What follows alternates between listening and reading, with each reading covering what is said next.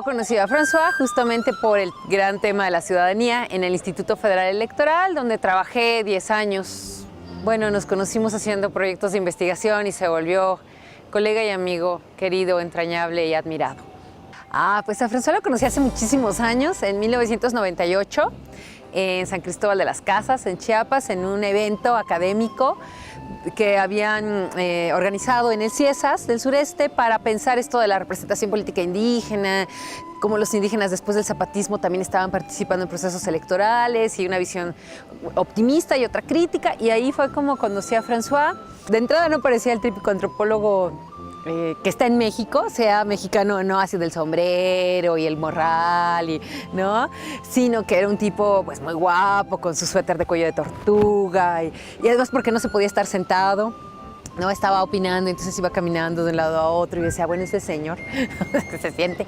Y por su carácter provocador. Sí era muy provocador, pero como este esfuerzo de que pensaras mejor lo que estabas diciendo, lo que querías construir. Y creo que fue algo que me llamó mucho la atención, eso y su capacidad para saber quién de un grupo de gente estaba pensando o podía acercarse a lo que él podía interesarle, que podía ser un buen proyecto de investigación o una buena manera de reflexionar juntos. Desde entonces, 98, 99 y después 2000 me adoptó, fuimos platicando, fuimos hablando del zapatismo y de cómo se iba dando los procesos electorales, ahora después del 97 con este IFE en el que el país le tenía muchísima esperanza. Me preguntaba todo el tiempo, ¿y cómo funciona el IFE? ¿Y cómo es un proceso electoral? ¿Y los vocales qué hacen? Entonces yo le iba platicando porque a mí también me era un espacio novedoso y tenía como mucho entusiasmo por la institución en la cual colaboraba, que fue mi casa muchos años. Pensando en el investigador puro, creo que era un tipo extraordinariamente bien formado. Creo que traía una formación muy sólida, construida en Francia, pero también que terminó de construirse académicamente en México, en la Ibero, con los jesuitas. Terminó de formarse en la Ibero como profesor, pero también tenía una capacidad profunda de lectura, leía todo le interesaba. Pero esto me parece increíble, muy padre, porque no solamente leía a los grandes autores de la ciencia política, o de la antropología política, o de las ciencias sociales, sino leía las tesis que hacían sus estudiantes, las tesis que hacían sus colegas, leía a sus colegas, que es un problema que existe en México, no se leen entre colegas, ¿no? O sea, él sí tenía un interés real por sus colegas y además era un tipo que se levantaba a las 6 de la mañana a leer los periódicos de varias partes de América Latina, de Francia, de México, y entonces con todo eso iba haciendo preguntas sobre la realidad. Iba haciendo preguntas sobre su trabajo como antropólogo en temas políticos, que fue como me trató de ver, pero en muchas otras cosas. Siempre tenía una duda razonable. ¿Por qué esa persona actúa como tal? ¿No? ¿Cuáles son sus intereses ocultos? ¿Cuáles son sus intereses visibles? Entonces era un tipo muy bien formado y muy inteligente, muy humilde para el conocimiento, pero muy claro para defender sus posiciones y para saber buscar del conocimiento lo que le interesaba y posicionar hipótesis atrevidas e interesantes. Yo aprendí muchísimo con él. Entonces, no solamente era un gran investigador, sino que compartía con sus estudiantes y con sus colaboradores. Te hacía preguntas muy difíciles. Y a veces las podías contestar, a veces no. Creo que era su familia, su esposa, sus hijas, verlas crecer, verlas transformarse, verlas volverse unas mujeres y unas mujeres interesantes. Era una de sus pasiones. Y yo tuve el honor de convivir en su casa y conocer a su familia y verlo. Otra eran sus estudiantes. Yo nunca fui su estudiante, pero era como, ¿no? Entonces era un privilegio ser parte de este grupo, de vernos crecer, de vernos, haz la tesis, haz este tema, no dejes de leer este libro, no dejes de pensar este problema. Entonces te sentías muy importante con él, te hacías sentir muy importante porque eras parte de sus pasiones, que éramos sus estudiantes y sus colegas más jóvenes, ¿no? Otra pasión que él tenía era la música. La música, alguna vez yo le preguntaba así de, ¿y por qué no te gusta el rock? Si eres del 68, así, ¿no? Y se supone, ¿no? Que tendría que... Y él me decía, no, esa música no, nunca me llegó, le gustaba el jazz. ¿No? Él aprendió en su familia, entiendo una historia en Francia, y sabía de música culta, y no solamente la música de orquesta, siempre nos encontramos mucho en la sala Nezahualcóyotl de la UNAM, y sobre todo me lo encontraba cuando había conciertos de música experimental, le fascinaba. Y de repente me recomendaba cosas y siempre lo tenías oyendo cosas muy complejas. La música le encantaba, le gustaba el arte, era un apasionado de la pintura, de la danza, pero no era complaciente. O sea, él nunca iba a ver el Lago de los Cisnes, ¿no? Sino una puesta en escena compleja que te interpelara. Él era eso para la música, para la pintura, para el arte, para el teatro. Y el cine, me dijo, lo dejé de ver en los 70s cuando dejó de ser interesante. Creo que esos eran... Y la política, por supuesto, la política mexicana. Él observaba, como te he dicho, dudaba. Decía, bueno, a ver, se está hablando de consolidación democrática. ¿Por qué? Y enfrentaba, por ejemplo, a la clase política, ¿no? Cuando estaba frente a diputados o frente a consejeros electorales o frente a autoridades locales, les hacía pensar, bueno, todo esto que usted está diciendo con tanto optimismo, ¿por qué? Entonces hacía también tambalear a estos figurones, y con eso él iba construyendo conocimiento. Y también cuando hablaba con la gente en la calle, él tenía, eso también es importante decirlo, sabía que la gente sabía, pero no sabía que sabía.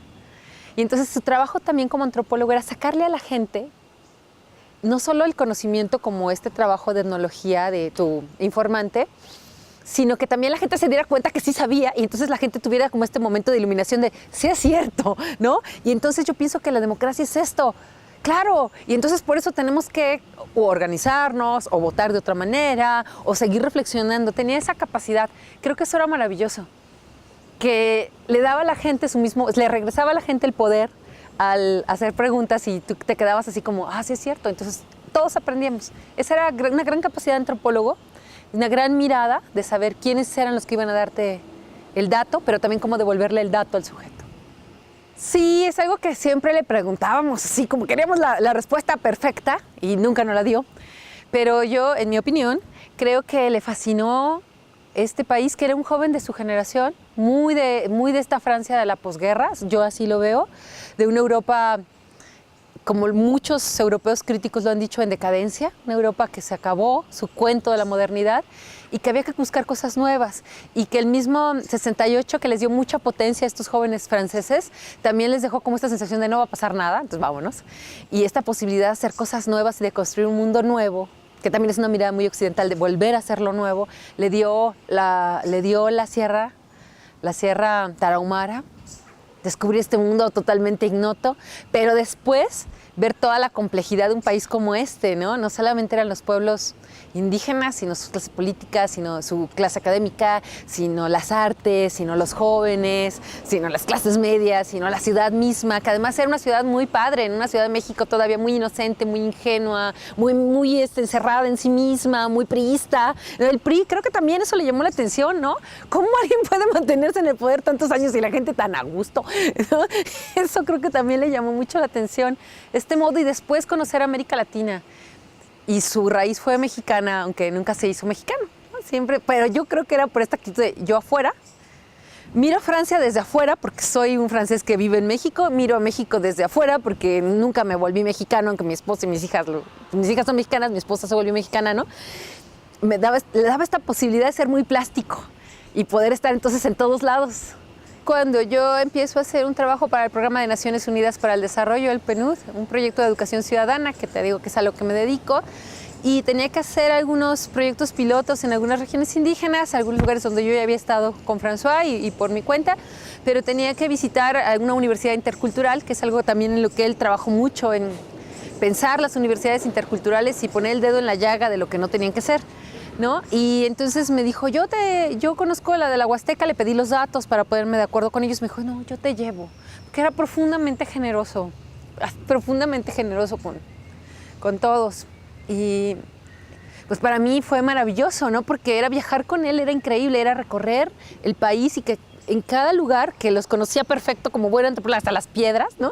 Ahorita vamos a llegar pasando justamente ese cerro, vas a ver cómo va a cambiar el paisaje, y cambiaba el paisaje, y cómo va a aparecer otro tipo de ganado, y era otro tipo de ganado llegando a la Huasteca veracruzana, y cómo ese tipo de ganado en el siglo XVI daba riqueza a esta zona, y entonces cómo a las vacas, para que no se maltrataran y cruzaran el río, les ponían guaraches de piel. O sea, la riqueza de un país que podía darse el lujo de ponerle guaraches de piel a las vacas para que cruzaran el río y no se lastimaran en el siglo XVII, ¿no? En la colonia. Y te hablaba, y entonces te hacía entrar a un mundo, porque era una persona que conocía profundamente la historia de México, y te hacía entender cómo eran tierras profundamente ricas, donde había pueblos indígenas que no estaban en la miseria como los ves hoy, sino que también tenían un juego político, que es la larga duración francesa, ¿no? Que es la herencia de Braudel. Nunca sé qué tanto le impactó a Braudel, pero yo así lo interpreto. Y que te hacía pensar cómo estos pueblos siempre han tenido un lugar en el mundo, que no es que los estamos descubriendo, y que tienen una lucha política importante y que han construido historia también. Y eso fue genial, y llegar a la universidad y que también te estuviera hablando todo el tiempo de ese pueblo, y que fueran las 10 de la noche y siguiéramos paseando porque es un calor horroroso, y él siguiera con una cuerda y una energía para hablarme de esa comunidad y ese pueblo. Y yo así de, bueno, pero ya vámonos a dormir, ¿no?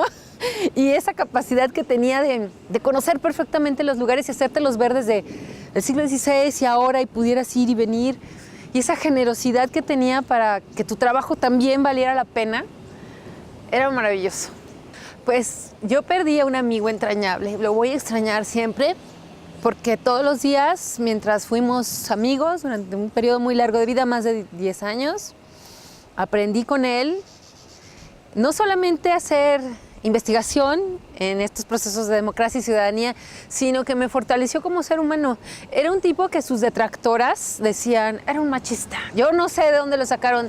Somos muchísimas mujeres cercanas a François que nos ayudó a florecer, ¿no? A confiar, a crecer. Él siempre me apoyó, no solamente como colaboradores, y creer en mi trabajo. Cuando a veces tú no te la crees, él te decía, esa idea es muy buena, y a ver, ve y dila aquí. O sea, reforzarte y fortalecerte y darte libros, sino además también como ser humano, ¿no? Te apoyaba, si ibas a ser mamá, muy bien, no sé mamá, y no le tengas miedo al futuro. Si no ibas a ser mamá, está bien, entonces no le tengas el futuro y haz el doctorado, muy bien, ¿no? Si decidías hacer pareja con alguien, él era el primer entusiasta. Si decidías que te ibas a divorciar, también era un tipo que valoraba la vida de la gente a la que él quería, la aplaudía, encontraba tu lado fuerte y te decía, este es tu lado fuerte, vas. Y eso era sensacional.